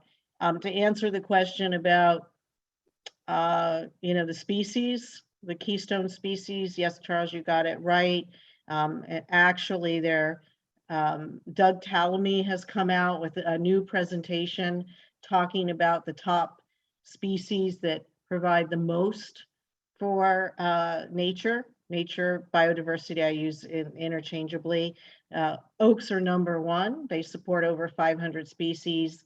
The next one down from that is the cherry trees and willows, and we can go on from there. But Adele, if you wanted to, I could do a little presentation in a future meeting, maybe when we have that street tree list from LA Audubon, and talk about what can you put in your yard to get the biggest bang for your buck if you only have a little space to give. But I usually start out with any landscape plans. If you don't have an oak in our neighborhood, I try and find a place to put an oak tree. So that's the first thing you could do. And then just to Susan, oh, there you are. I just want to say, I know it's a tough conversation. I've been spending decades of my life trying to talk people into nature gardens using all natives. The thing I say to people, first of all, and right now, would be that, if we build a garden for nature, you will save water, and you're going to do a whole bunch of other things too. You're going to make it most likely carbon negative, The type of landscape that you're referring to that we see all over our city, unfortunately, the sign that I would have in front of those yards is "Big oil is in your yard." So for people who care about global warming, or climate change, whatever you want to call it, they have to look in their own backyard. And Charles made a great point about the fossil fuel that's tied up with fertilizers, but so is the form of cultural practices, the mowing, the blowing, right? Right. All of those things, the trucks that go through our neighborhoods every day, that are all, gas trucks. It's an extraordinary amount that's tied up with landscaping. And just to give you an example, a few years ago, AQMD and California EPA came out with their small off-road engines study. And it said that we could all start driving electric cars tomorrow, and we wouldn't meet our climate goals in California unless we stop using landscape equipment. That's small off-road vehicles. So natives don't like maintenance. Right. Just like they don't like fertilizer, the less you care for them, the better. And that is the other argument that I sometimes have with my neighbors and potential clients is, I'm a lazy gardener. And I'm also a recovering horticulturalist. So I know the industry of horticulture, and it is not about the sales of the plants. It is all about the sales of the fertilizers, the pesticides, the herbicides, all that stuff. That's where they make their money. And that's where all the fossil fuels and harmful things are tied up in. But if you want something that's maintenance free, that within 3 years of establishment, I don't use any irrigation in my gardens by 3 years. There is no, in fact, I stopped installing irrigation for new landscapes and offer hand watering. I can send somebody out once a week to hand water your new native landscape for 6 months or so. And that will be far less than an irrigation system to put in. So hopefully some of those things can help you if you have that discussion. And I don't know, there's a few other things, Adele, sorry, I don't want to, I'll stop now. Oh, I'd love for you to do the presentation when you get that list from the Audubon. That'd be great. Chip, I know you had your hand up for a while. I'm sorry. I didn't call on you sooner, but I'm calling on you now. No worries. I have plenty of time today. Charles, thanks very much. Great presentation, really well presented. Awesome. I was going to ask if I could have a copy of it, but I couldn't do it the justice that you could. So what I'd like to do is ask you, potentially enforced by Diana Nicole's new list, to come speak to the Studio City Beautification Association group. I'm on that board, and it starts to sound like Charlie Brown talking to the principal when I start saying native, native, native. They don't hear it anymore. But I think we need to take a look at the projects as they age out to start nativing them, if that's a verb. And also with regard to the new designs, to use that and move away from the other plant palette that we have. I'd also like to see the case study of what you did over on the west side. There's a few areas by the river on the north side in Studio City, which I agree with you. You need explosives to actually get a steel tool in the ground, but those are right for being converted in much the same way. So I'd love to sort of get some background on that project. And then lastly, Terry had a very particular project in mind, I believe, when she was talking to you about blue eucalyptus. So I think an ad hoc committee of the neighborhood council will reach out to you for some expert guidance on a development we're evaluating. Great, I'm happy to do it. Adele has my contact information. I'd be happy to attend beautification. I could do like a 5-minute, version or something. If I don't know if they would have the stomach for my blathering on so long. And yeah, anyway, I can help in these things. It's kind of my jam, so I'm happy to do it. So okay, well, we'll be happy to darken your door. Thank you very much. If we don't have any other, oh, Diana, go ahead. You're muted, Diana. Thanks. Thanks for reminding me. I was just going to say for the task, there's a lot of follow-up we could do surrounding all of this, right? It's kind of like the theory of everything. I feel like it got presented. But for what Charles was presenting was this motion.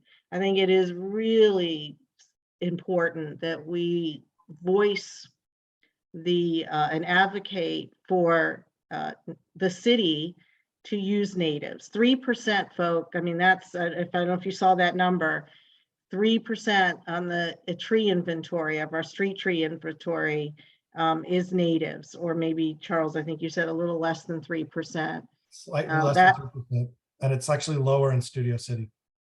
Yeah, that's pretty pathetic. By the way, today we received notice that the monarch butterfly is on the endangered species list.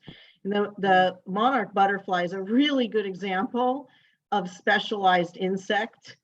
If you don't have milkweed, it's a problem, right? And it has to be the native milkweed. Meanwhile, I was at Armstrong 2 weeks ago, and what did they have? The tropical milkweed, right? That's treated with pesticides, by the way, the other reason that the monarch butterfly is in decline. But I'm interested in this motion, Adele, and I don't know if you were planning on doing anything about that. That Charles. Yeah, I was getting there. Thanks. Okay, great. I'll let you get there then. Thank you. First of all, thank you so much, Charles. It was wonderful. It was really exciting and gives us a lot of food for thought. I'm trying to make a pun, but I'm not going to. Because we have to put it on the agenda, we'd have to have it already on the agenda. We can agendize your motion for our next meeting. And I apologize that I didn't communicate that better. That was my fault that I didn't make sure that was on there. So, yeah. It's okay. But I don't think we'll have any trouble passing it. And I just can't do it because it wasn't, as an agenda item, and then we'll put it on for next time. And actually we're late. Our next meeting is the second Monday of next month. So it's only going to be about 2 weeks away. So it won't, we'll probably put that up first if you'd like to come back and, answer any questions people might have about it. I don't know if anyone will have any, but maybe there'll be more people in the audience. But thank you so much. And it was really, really great, a great presentation. Well, I appreciate the opportunity. Yeah. And so if there are no other questions or comments. I have a question for you, Adele. It's Alexander Black. Yep. Yes. Could we at some point address the door hanger idea? Is that still on the table? And if this gentleman could possibly help us with that idea of one of the jobs, I think, of this committee is to give the neighborhoods account, some advice, if that's something appropriate. Yeah, I actually wouldn't mind. That's in the next bit of the my report. I have not been able to meet with Tony and figure out the door hanger, but maybe it was good because now we have all this much more. I got a bunch of, little, big oil is in your backyard, reduce waste, plant natives. But one of our biggest concerns, Charles, is that people are laying down plastic on the earth, synthetic grass, and thinking it's a good idea. Because they're saying, oh, well, that's saving water, but what it's, all the things that it's doing, destroying the soil underneath, and, there's no birds aren't going to go find worms in that plastic grass. So, and there's,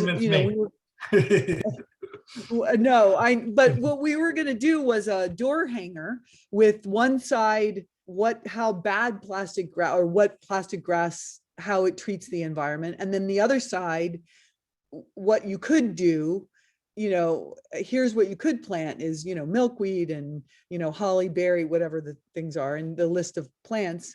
And, and everything all your information was well put, that it actually is, it reduces water. And it does, and then it has all these other sub benefits. And so we wanted to do a door hanger that we would then, distribute around Studio City to just start to educate people about what their choices that they're making, because people are very aware of the drought, but they don't know what to do.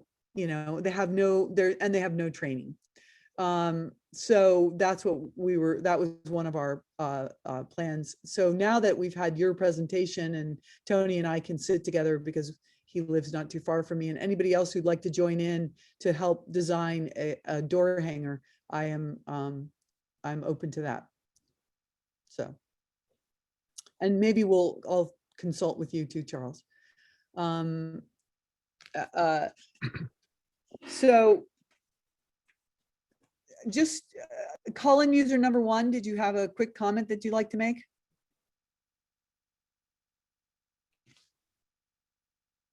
Hello? You have to unmute yourself.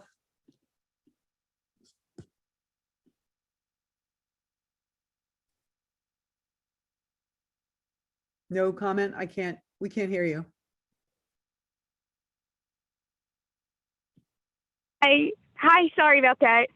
I was just thinking that like a door hanger would, like an email or something would probably be better for the planet than something paper and printed and new. Thank you for your suggestion. So I have a question for Charles. Sorry, Adele. I know you got a lot of frames to look at, so I just thought, Charles, can you, I don't want to put you on the spot, but have you had conversations with our tree planting partners? You mean in the municipal vein? Our city tree planting partners, tree people, Northeast Tree, KYCC, because they're actively, well, yeah. I know at least one of them is actively promoting the non-native trees. Well, with respect to tree people, I don't want to paint too broad a brush, because I know there are people there that are doing tremendously important work for natives. And they're also, the tree people kind of comes from a tradition that was very much thinking about 20th century landscaping, and all trees are cool from all over the planet. And that's what we really should be promoting. And there's still an element of that within the ranks, I think. And there's a real element of the arborist community that trees that interact with nature are bad, because we don't want insects or dealing with any of that, that's a bad thing. And so I think that's changing.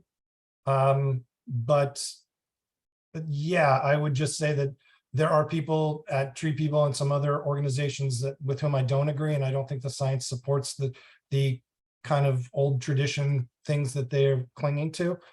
But there are definitely people on the other side of that equation who are doing very good work in those organizations. And I don't know if that answers your question. Anything I can do to push that inertia in the right way, I try to. But yeah, that's kind of where it is. Okay, thank you. Going back really quickly to what Adele said, though, before you guys send me off, a lot of people aren't aware that their lawn is a particularly tough thing if you're trying to provide lawn, and so that's how we end up with a lot of the plastic grass.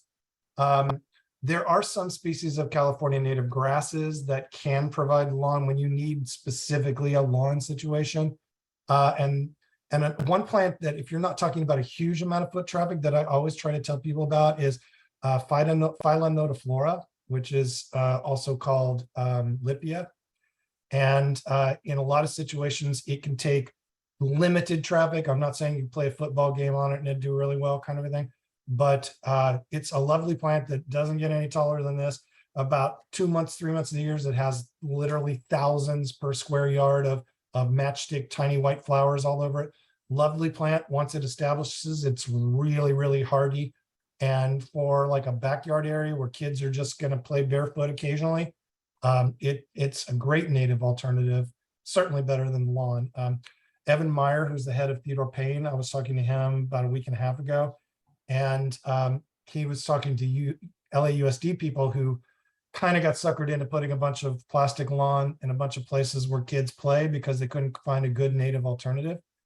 And you are probably already aware that plastic lawn increases the heat island effect because it actually reflects and absorbs and all that kind of stuff and they actually contacted the manufacturers to try to solve that problem. So because kids were getting burned when they stepped on it. And the solution was actually to water down the plastic lawn every day before kids play on it.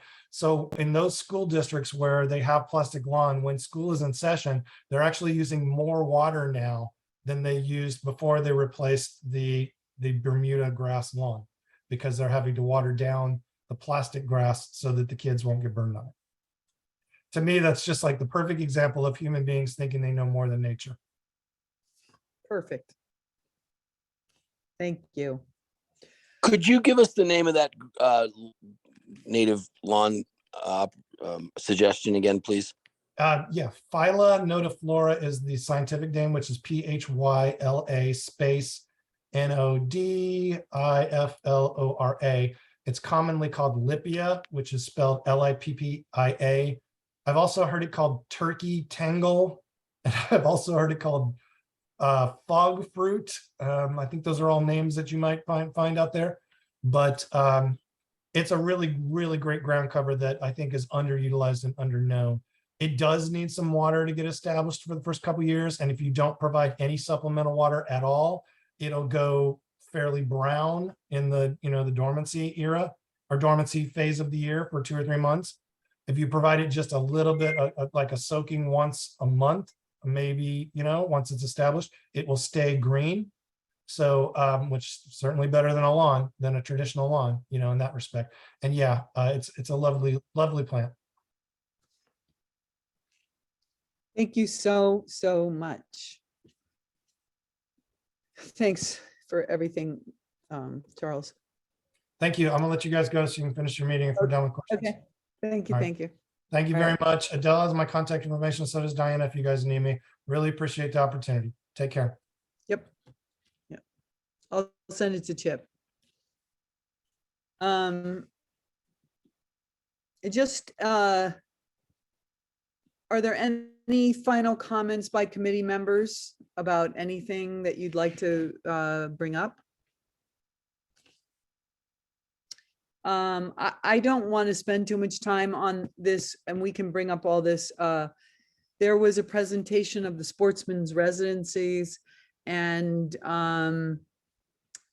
I suggest everybody become aware of what's going on at the sportsmen's residence. They are asking for a lot of height. What's the word? Exemptions. That's they want the building they want to put in over 500, or I guess 520 apartments there. The building will be 95 feet tall. It's its high, I think at its highest. It's quite large. There's a lot of excavation, much more excavation than I was aware of when they did the presentation. There is the Studio City, Scott has formed an ad hoc committee of which Barry Johnson is the chair. And because it's so alarming what they want to do, and something that you and I have talked about, Diana, they want to put in 171 studio apartments there. And I could not get out of them the square footage of those. They kept saying it's going to be bigger than most normal. And they seemed to indicate that they were going to be 800 square feet studio apartments, which is basically unheard of. I think he was talking about the 1 bedrooms, but I didn't get a very clear answer on that. And so there's a lot of big questions about that, the sportsman's, and of course there are, I think, 89 trees there that they're going to take out. And I've been driving around looking at those trees. I think they're invasive trees. I think they're large ficus, big old ficus trees there. But there's just so many. The development is very, very large and very dense for our area, in my opinion. I need to look deeper into it there. I guess I have to take comment on this. I don't want to spend too much time on this because I'm kind of done. I'm at my limit, but Diana, you had a comment? Yeah, super question. A really important question is the lease terms. These small unit. I have that on my list. Lease terms, the rent schedule, and the square footage. And then I wanted a hydrology report because they're going to build a 3-story underground parking structure that is right next to the river. And yeah, I so just there's a want to lot. There's a lot. Thank you. I just want to mention this because, you know, the whole idea of density, this is a big sustainability issue. You know, Councilmember Koretz a few months ago was at the Hillside Federation and said that 90,000 units, apartment units, were sitting vacant in the city of LA. That doesn't even account for all of the short-term rentals. And I can tell you there are far more than 90,000. I worked in facilities at Disney. I worked with Universal. I could go on and on. Disney owns entire streets of houses that sit vacant that they put their executives in for 2 weeks, but they own even more apartments that sit vacant most of the year. And so I see a lot of these studio 1-bedrooms, and it's a red flag for, we're going to rent these out as executive rentals, Airbnb type stuff, especially with no parking. Well, there's a lot more to look into. Caller user number 1, public comment.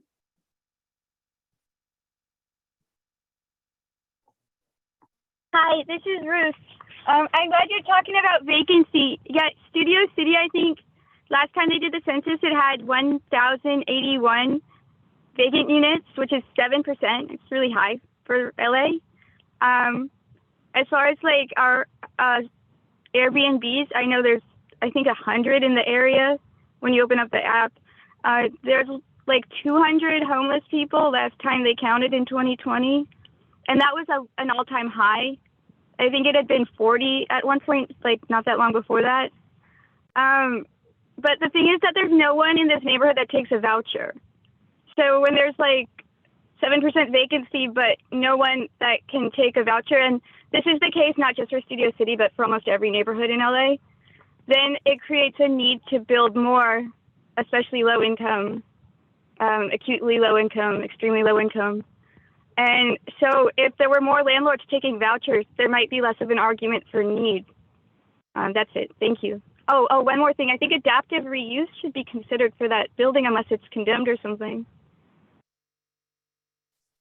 What building? The Sportsman's Lodge. Oh. Mhm. Yeah. Thank you. Thank you. Thank you. And the other thing I just wanted to talk about was the wildlife corridor ordinance. I can't, sorry. I think, Diana, you can talk about it a little more. Sure. I mean, it started out as a wildlife corridor. It's turned into just a wildlife ordinance, but it is about connectivity. Just to back up a little bit, what have we been working on this ordinance for 7, 10, years now? I think you wanted an update. So for those folks that don't know, is there anybody here that doesn't know about the wildlife ordinance? Okay, great. Oh, Lily. So the wildlife ordinance is now turned into a pilot study. The pilot area is not in our area. I'm sad to say, it was at one point, but it's mostly in the Bel Air and surrounding area. It went to the Bel Air Beverly Crest Neighborhood Council, who is most affected by this. And they voted, was it last week, in favor to support the ordinance with a bunch of amendments to the ordinance. Lily, the ordinance has got a host of things, but that if your house is on an identified wildlife area, connectivity next to a wildlife resource like MRCA property, a habitat block, then you have certain parameters that you would have to follow if you were to develop your lot. So it doesn't impact any single family home that isn't doing anything. But it is for new development. It is to try and curb mansionization at its core and leave a little bit of an area, 10 feet setback for wildlife to be able to traverse, which is really a bigger issue with climate change, because some of that wildlife is going to need to move to cooler environments and head towards the coastal areas, which might be one of the reasons why they chose Bel Air. It's gotten a lot of pushback from big real estate and threats of law suit, things like that. Adele, I don't really know where you want to go with this. Studio City Neighborhood Council already, did they do a CIS, Adele? Yes, they did.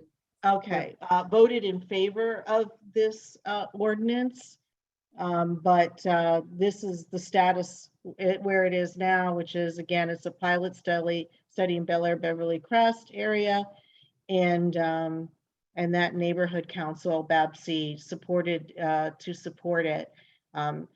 There was a lot of opposition led by a big realtor in the area. And they spent 17 meetings, I think it was 16 or 17 neighborhood council meetings, going over every piece of that ordinance with a fine-tooth comb. So if anybody is interested in learning more about it, you could go to the Bel Air Beverly Crest Neighborhood Council website, and they have a whole bunch of information there about the ordinance. I just think it's important for us to know about, what's going on in the city. It's important for us too here, and I hope that they expand it to our area. It's very critical when we're speaking about wildlife and biodiversity. And I'm glad that we supported it years ago. The planning may have, I think the comment period is open until August something. So it wouldn't hurt for anyone that supports it to, drop a comment to planning that says, hey, listen, I live in an area that, after the pilot, it will probably expand to my area and I support it. They can need all the support that they get before it goes to planning for a vote. Yep. Lionel, you had a comment? Yes, thank you very much. I just wanted to point out that CLAW, which is a nonprofit organization run by Tony Tucci, I think. Yep. There's on his newsletter a letter advocating in support of the wildlife ordinance.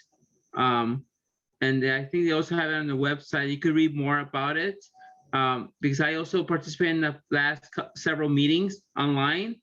And the last meeting when we were making public comment, there was over 500 people, took over more than 3 hours. And I stayed there throughout the whole time. And yes, to echo somewhat what was said here, many people were out in support of it, but the opposition came from the homeowners who objected to the idea of how to construct their buildings in a certain way, like windows or things like that, because of the birds and some. But there are many people who are in supportive of it. Thank you. Thanks, Lionel. And finally, I just got this information. I don't know. I wanted to share it with you. There's a LA DWP air conditioning optimization program, and basically I can send you all this link. It's about no cost central air conditioner tune-up for LA DWP customers.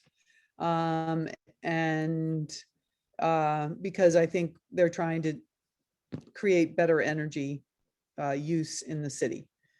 And you can get a rebate, so forth. This was just sent to me and I thought I would share it with you. If anybody has, I can send the link to you if anyone's interested in that LADWP program. I was just thinking, you know, also this is like, we could get things that to put up on our website, and we should probably vet them first, you know, and if this is a good program or whatnot. But someone sent it to me and I just thought, rather than I would just share it with you. And if there are no other comments, can I have a motion to close the meeting?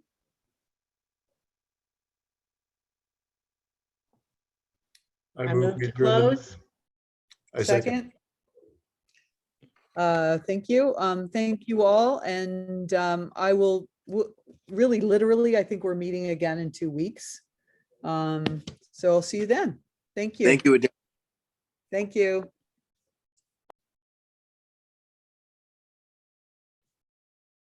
Good night.